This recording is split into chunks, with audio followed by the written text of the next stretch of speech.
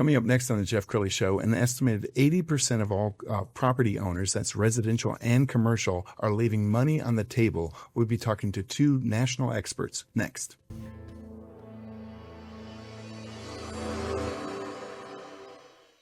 Many are predicting that the worst is yet to come, which is unfortunate, said one person here. Until now, they've enjoyed the reputation of being the nation's icebox. Watched a burglar in his home this morning by webcam. As a journalist of over 25 years, stories are what make my world turn. Reporting live from the Dallas newsroom tonight, Jeff Crilley, Fox 4 News. But in 2008, I took the jump from my familiar life and started a PR firm from my home. We're talking about anyone with a camcorder like the one I'm using becomes a television network. We started slowly growing the company, and we now have over 100 clients, and we've branched into the world of live digital broadcasting. I now own 8 different TV studios and have a huge team, and the stories that I now get to share are sometimes the most important of my life. Life has a funny way of coming around full circle. This is the Jeff Crilley Show. So my wife and I own a home in Plano, and we get our tax bill every year, and we dutifully pay the tax bill.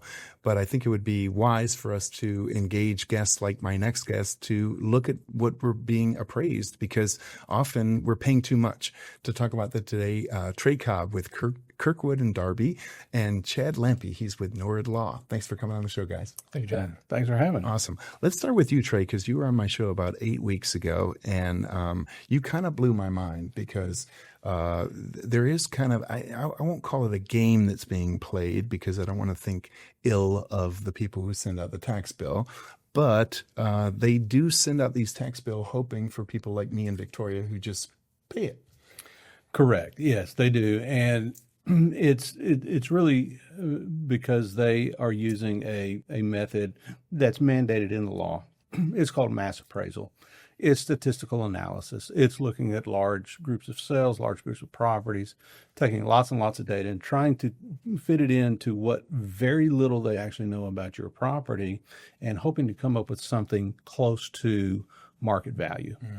And that's always going to be a struggle for them. They know it. They just won't let you know it when you go in there. As far as they're concerned, their job is to defend the values. Doesn't matter really what the values are. It's to defend the values and to not give unless they absolutely have to. And so that's why we have ARBs. Unfortunately, the ARBs don't always know what's going on. Oftentimes, they are the least informed in the entire room. And so they're looking to take their lead from the appraisal district. And so it may be a little harsh, but over 20 years of experience and having been an employee of an appraisal district myself, I tend to think of it as people who don't know being led around by people who don't care. They don't care if your value goes up or down. They really don't. Their job is just to go in there and present, here's the information, here's how we came up with it, that's the value, that's it. And the ARB oftentimes, far too often, dutifully says, okay, that's good enough for me. And so our whole effort now is to really run broadside into that. Yes. and take it a level beyond the ARB so that we can actually get some real reviews and real analysis of both the law and the data. And you and Chad worked on a big lawsuit recently. Chad, do you want to talk about that? Sure. Most recently, getting into multi-plaintiff litigation, meaning more than one Mr. Smith on the pleading of the case, getting a satisfying result for a large group of people under one lawsuit. Instead of filing multiple lawsuits, that increases the time, increases the filing cost. It fills the court's docket, which judges do not like, and it makes things more efficient. So we were able to do a multi-plaintiff lawsuit and achieve a successful result. We got everything we wanted, and we got our attorney's fees paid. So I'll call that a win. But it was another situation of bad decision made by the Appraisal Review Board and the Appraisal District, and having to use the court system, which is the method that we have to resolve our disputes in this nation, to get the relief for the taxpayer. Yes. We're going to pull up your website, Trey, because you deal with both residential and commercial. But let's go ahead and put this on the screen. And as we scroll down, this is a historic company. You guys have been around since 1936? 1936 is when we started. And it's in that time, it's had, I guess, 4 distinct tranches of ownership since 1936. I'm number 4. I bought it back in 2021, and from people I'd worked with and had run it themselves, and they had been in the business for 3 decades themselves. And so it's we've been around and we've seen a lot of stuff. We've really largely been in oil and gas, industrial, oilfield service, that type of stuff. We're looking to expand what we're doing now, and right now we think this multi-plaintiff litigation using residential and unequal appraisal ratio method, that type of stuff that nobody's ever heard of before, is something that we can do that with and do it in a really big way. We're going to show some video from our library of just some commercial property here in DFW. And Chad, I don't imagine that people know that they do have rights. I mean, am I describing my own situation? I mean, I'm just like a good taxpayer. I get my tax bill and I pay it. I think you're the rule. You're not the exception. You're the rule. I'm the same way. And for years I was. You get your bill and then you realize, it comes due at the end of January after you've paid your business taxes, after you're just past Christmas, and the whole beginning of the year is tight. So that number that is coming out, which some people, in Texas, you never own your home. And it's a sad thing. It's a sad that you can work hard for 20 years, pay off your mortgage, and never own it.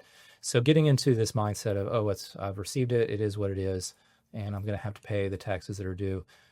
And the overwhelming thing of going against the government to try to file a lawsuit to what are my rights? People don't attorneys scare people, right? The thought of having to go and having to pay somebody to fight for you is a new experience for most people, and it's a daunting experience for most people. And so I think it's avoided. I think people are willing to eat it up, not fight, and then just continue paying. Sure. And you guys have so much experience. I have to imagine that when they see you coming, they know that they're dealing with somebody who knows what they're talking about. Chad? Or continue. Yeah. Well, myself, I have 17 years of experience, and so I've taken cases from Justice Court, and I've argued before the Texas Supreme Court. So we know how to do it from the very most simple dispute all the way up to the big boys, to where you have to go and sit in front of a panel of 9 and argue your case. So we're not afraid to do that. We're not afraid to fight them in the appellate courts and the Texas Supreme Court if necessary. And I think this is the kind of thing that is changing enough that is going to be an impetus where I'm not going to be surprised when I have to get a hotel room in Austin to make one of those arguments again. Right. Trey, but he's kind of burying the lead there. Okay. Is that not only did he go argue, he won at the Supreme Court of Texas. Wow. So no easy feat, even to get to the Supreme Court, and then you have to win there. And Chad's done it. So he's gone the full distance. Trey, what's the most exciting thing about your job? The most exciting thing about my job is being able to help people save money. The very first case I ever did, went out on my own 20 years ago, and it was a little small home in Blue Mound, and a little working class neighborhood. Went out there. That's back when I would actually go out and strap the houses. I would measure the houses, make sure they got it, and found out that the appraisal district made the house 10 feet wider than it actually was. And so we were able, and you mentioned earlier before the show, can you go back into prior years and do these things? And yes, in that situation, that was one of those few situations where we can go back 5 years and make the correction. And I think we got him like a $1,200 refund or something like that. That's awesome. But that was almost 25 years ago. And he was thrilled, and I was thrilled. I thought it was really cool. And things like that get me excited. And Chad, you have a really cool law firm. We're going to put your website up, and as we scroll down the website, what other kinds of cases do you guys take on? So we do a lot of state, federal, and federal litigation. We do a lot of business law, meaning we draft contracts, we form entities, we help sell businesses. Warren does patents and intellectual property, trademarks, copyrights. We do a little bit of family law for existing clients. We don't really, don't really advertise that. and we stay away from criminal law. But I would say our primary focus is litigation. We love a fight, and we love a hard fight. I'm going to put you on the spot, Trey. What percentage of property owners, we threw out this statistic, 80%. Are most people overpaying? Most people are, simply because they don't know some key tools that they have in the tax code. I know them. Chad knows them. Other people don't sit around reading the tax code. We do. Yeah. But the whole thing is, when I say 70, 80%, I'm talking the people who are valued accurately at market value are still able to get reductions, because market value is not the end-all be-all of property taxes. It is actually unequal appraisal. And there was a case back in, I want to say it was maybe 2003 when it actually came out, and it was Harris County Appraisal District versus United Investors Realty Trust, and that's when the courts first said the most important thing is not your market value. It's whether you're valued equally with other properties in the county. And if you're not, then market value takes a back seat. So Chad and I worked on a case that was very personal to me because it was my own home. And I think Chad has maybe a better history on it than I do, because he was the attorney on it. But my home in Weatherford, we said, hey, appraisal district, you did everything right. You got it at market value, but I want a 30% reduction because I found other properties that are below market value. And we got the 30% reduction. Chad, do you want to add to that? Well, I think this methodology is, with a lot of government things, they get into routine. And so when you upset the apple cart, when you do things that are novel and nuanced, the people that are on the ground for the appraisal districts they get upset, they get offended, and then they get surprised. And then, at least so far, they've come around to seeing the light.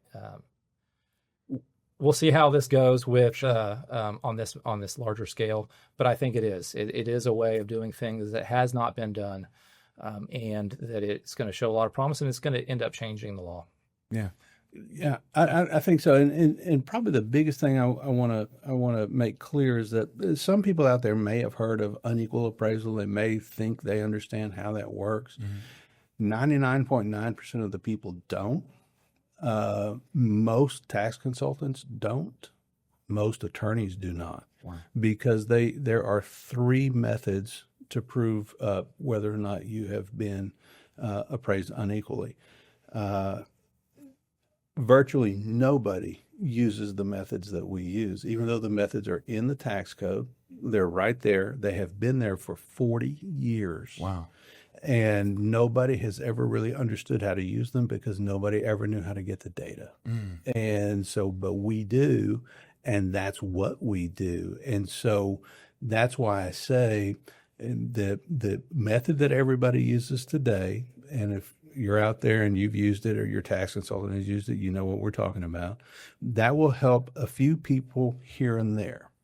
The ratio method can help 80% of the people out there. So let's do a property tax 101. So if my home is worth $1 million and my neighbor just sold for 1.3, do my property taxes go up just because my neighbor sold for more?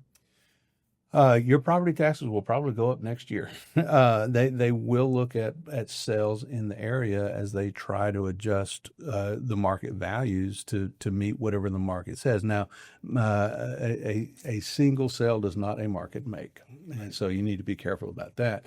And it may not be that your neighbor had the exact same type of house that you have. Maybe there's a little different classification, that kind of stuff. There's lots of stuff that go into play there. So I don't want to say it's just as simple as that. But that's what they're trying to do. They're trying to hit market value, and then hoping nobody knows that they're unequally appraised. Wow, that's the thing. Do they take I live in a gated community with 70 homes. So are they looking at the average sale price of the 70 homes and sending me my bill, or how do you think that works? Yeah, they're gonna look in that 70 homes first and see if they have enough sales there. to say, hey, we think we know what's happening in this small collection of homes, this market area is what they would refer to that as. And so if they do have enough sales, they'll try to figure out, okay, well, this they'll compare those to yours, make some adjustments, but yours should come in pretty close to what the sales are, or at least within the range of what the sales are. And Chad, you're a litigator. I know as a layman, there's a lot of lawyers out there who have never seen the inside of a courtroom before. So talk about the difference between just a regular lawyer and a litigator. Well, you may get into some, the old acronym of, you have trial lawyers and you have litigators. Trial lawyers are people who try cases, who actually get them into their litigators, or people who argue about colons and apostrophes and discovery requests. So I probably fall somewhere in between the middle. I wouldn't say classified as a personal injury trial lawyer, or criminal defense lawyer. Those guys have seen a lot more trials than your typical civil litigation attorney. It is hard to get a case all the way to trial. The majority of cases settle, somewhere in the 80% if the statistics are the last time I heard. So getting to that point, and getting to the point where you can actually get in front of a judge, where you actually get in front of a jury for the determination, is very rare nowadays. It's extremely rare. So it's finding somebody with that experience. And I think if you're looking for somebody with an experience for litigation, when's the last time you tried a jury trial? When's the last time you even had a bench trial? Right. Because that opportunity to be in front of a judge, to be in front of a jury, to be able to argue, to get a resolution is rare. And so that's kind of what sets apart your typical person who's a couple of years out of law school, who's willing to take anything, a threshold lawyer, way across the threshold, we're getting it, as opposed to someone with experience that can help guide you through, hey, here's your potential pitfalls. Here's your expectations. Yeah. I'm a big person about setting expectations on the front end. I don't like to disappoint people, and I don't paint rosy pictures because litigation is hard and it's long and it takes a lot of work. But it is a tool that is useful. And so that's what we're here to help people navigate that. Outstanding. And I would say in property tax, that percentage is a little bit higher. What I've heard from other attorneys that are in the property tax arena is about 95% of the property tax cases that get filed eventually settle without ever going into the courtrooms. Now, sometimes they're settling on courthouse steps. Which we have done. Yeah, that's right. So, you get really close, and that's the kind of the game of chicken as well. And so it's very high. All right. So in the final 2 minutes, I want to give you both a chance to give a final thought. We'll begin with you, Chad, and finish with Trey. Final thoughts. Well, I would say this is an opportunity to get relief in a way that is lower risk than normal. The mechanism that it's going to be handled with is going to make it a little more cost effective than hiring, and filing one case on one client. And so I think this is an opportunity for people that are wanting to do this. I don't want to say Judge Don Pearson has an easy button. He's in the county court of law in Tarrant County, and for some things he'll smack that easy button. I'm not going to say we're going to smack the easy button, but it's maybe an easier button, an easier way to go things. To have some people that are experienced in this to get some results that are going to be significant. Trey? Yeah. So the main thing I want to address is that Chad and I have put together, we think, a process that will allow the vast majority of property owners out there to get as much as a 25% reduction off of their market value. That's we've already seen the data. We know where the data is. We've already crunched the numbers. We just need to apply it to a property. And so the whole aim of this is to democratize property tax appeals, if you will. It is out of reach for most people to file a lawsuit on their home because the cost-benefit analysis simply doesn't work. But we have come up with a plan where we can take from anybody who wants to pursue that $1,000 up front, and that's it. Wow. And that's there. You'll get no more billings from the attorney. Nothing like that. But we're doing it in a way where we're putting maybe scores, maybe hundreds, maybe 1,000 people onto a single petition and running it through that way. And so it's multi-plaintiff litigation at extremely low cost. And then we do all the fighting for you. There will be some things that you'll be required to do. It's not just a,